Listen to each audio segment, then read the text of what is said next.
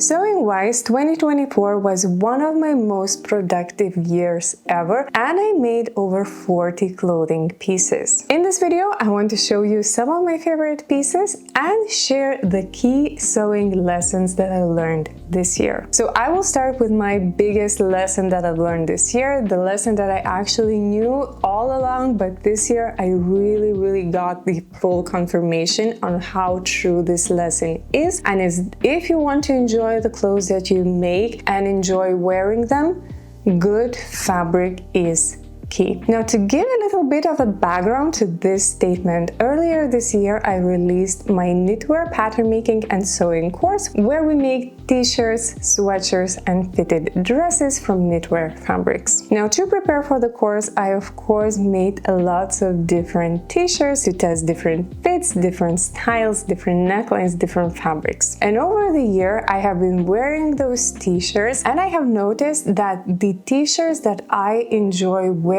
the most and that look best even after multiple washes had great fabric. The fabric looked good after the wash, the color didn't fade, the fabric did not start to peel, the fabric weight was very nice and gave it very good structure. And I felt very comfortable wearing the fiber of that fabric. So if you're making a garment that you know you want to have in your closet for a very long time and feel comfortable wearing it every single time, finding the right fabric should be the key priority. And by the way, when I say good quality fabric, it doesn't necessarily mean expensive fabric, because this year some of my most disappointed fabrics were actually the most expensive fabrics. And I do believe that in that middle price range, you can really find good quality fabrics that will be suitable for your projects. Now, moving on to the second lesson that I've learned this year is make clothes for the lifestyle you have. So I worked in corporate world for over a decade, and during that time, one of my favorite garments to wear and to sew were dresses, because dresses made my mornings so much easier. I just grab one item from the closet, put it on, and I'm good to go. And because of that, for almost a decade, I almost exclusively made just dresses and nothing else. However, a while back, I transitioned from working in the corporate to working from home and being self-employed. And because of that, my lifestyle naturally changed a lot. However, I was still making dresses sort of from inertia, but at some point I stopped and I noticed that I just wasn't wearing those dresses anymore because I did not have anywhere to go with those dresses. And because of that, for a while, I was a little bit lost in what my style is and what garments I should be making. And this year, I truly settled in making separate pieces like tops, pants, skirts, so that I can get more outfits by mixing and matching different pieces. And also, I just feel more comfortable in my current lifestyle when I'm wearing those separate pieces instead of dresses. And because of that, this year when I finally started sewing garments that actually fit my lifestyle, I started wearing them way more, I started enjoying them way more, and I'm just happier with what I made this year overall. Now, the first sewing lesson that I learned this year was actually very unexpected, but it's that good patterns don't get old. So this lesson really took me by surprise, because the other day I stopped and I looked back at everything that I made, and I made either the garments that I made from my self-drafted patterns, or I made garments from patterns that are 30 years old or older. Now, one of the examples are these pants that I made earlier this year using Burda style pattern from the early 90s.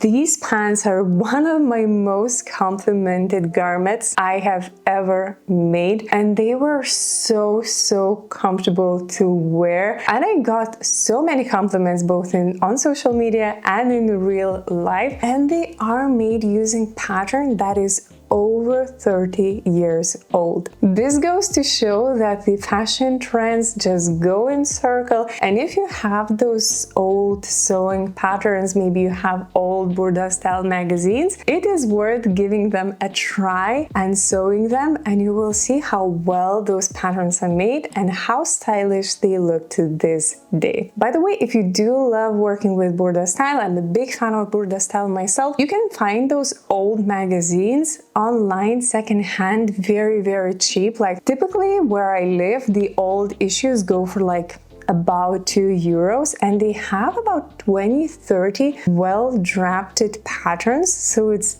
incredible price to quantity and quality ratio. While we are on the topic of patterns, another lesson that I learned this year is that good patterns are worth repeating. Now, for a very long time, I did not use this strategy at all, and I used to love experimenting with different patterns, and I would never repeat a pattern. However, this year I truly found that if you find the pattern that fits you well, fits your style, you can make it in different fabrics, you can add slightly different details, and it will look just so different. And if you do love that pattern, you will enjoy wearing it. So why not repeat it? Now, for me personally, I always have a few basic blocks ready. I have basic block for knitwear fitted design, regular fit and oversized, as well as I have the basic blocks for woven dresses and skirts. Now, because of those basic blocks, which essentially is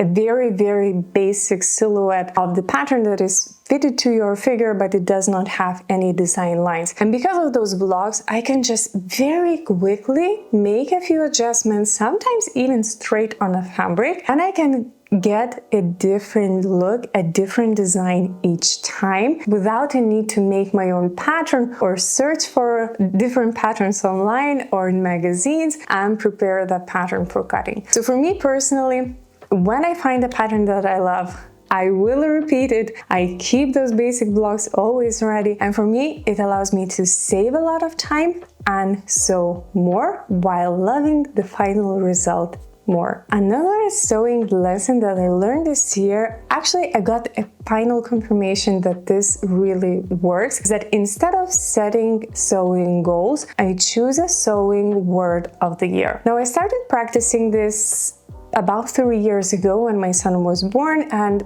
as a first-time parent, a lot of things changes very fast, including my relationship with sewing. So at the time, I did not know how my sewing is going to look, and instead of making like an very precise list of the garments that I want to sew, I chose the sewing word of the year, which at that time was enjoy, meaning that every single time I sit in front of my sewing machine, my key goal is not to produce something, but enjoy time sewing. Now this year, because I knew I would have a little bit extra time for sewing, I wanted to sew more difficult garments, try more difficult techniques, and because of that, my sewing word of the year was elevate. So I tried very complex techniques, I made very fitted, complex, tailored garments, and having that word, elevate, truly allowed me to be more intentional when choosing my garments and the techniques that I'm working on. In 2025, for example, I know that I won't be having as much time for sewing, so my word of the year for the next year is intentional. This means that I'm going to be more intentional with the garments that I'm sewing, what I'm choosing to make, what tutorials I'm choosing to make. So everything is going to go around the word intentional. For me personally, setting a very clear list of projects I want to sew did not work because I very often would get frustrated that I don't get to work on all the clothing pieces that I want to make. And choosing those sewing word of the year is actually what worked very well for me. So if you don't want to set sewing goals, try choosing a sewing word of the year too. And the final big lesson that I've learned this year is that you have to find time to learn something new. I'm a big believer in the concept of sharpening your saw, meaning that you need to work on your skills in order for them to grow. And because of that, I regularly make time just trying new techniques. This year, I learned quite a few fabric manipulation techniques, which were so much fun to make. And I also tried a little bit different, a bit more complex sewing techniques as well. This not only allowed my skill set to grow, but it also allows my passion for sewing to continue to grow even after multiple years of sewing. So here are all sewing lessons I learned this year, and I would love to hear what were your core sewing lessons this year. So please leave it in the comment section down below. Thank you for joining me this year, and I will see you next time. Bye!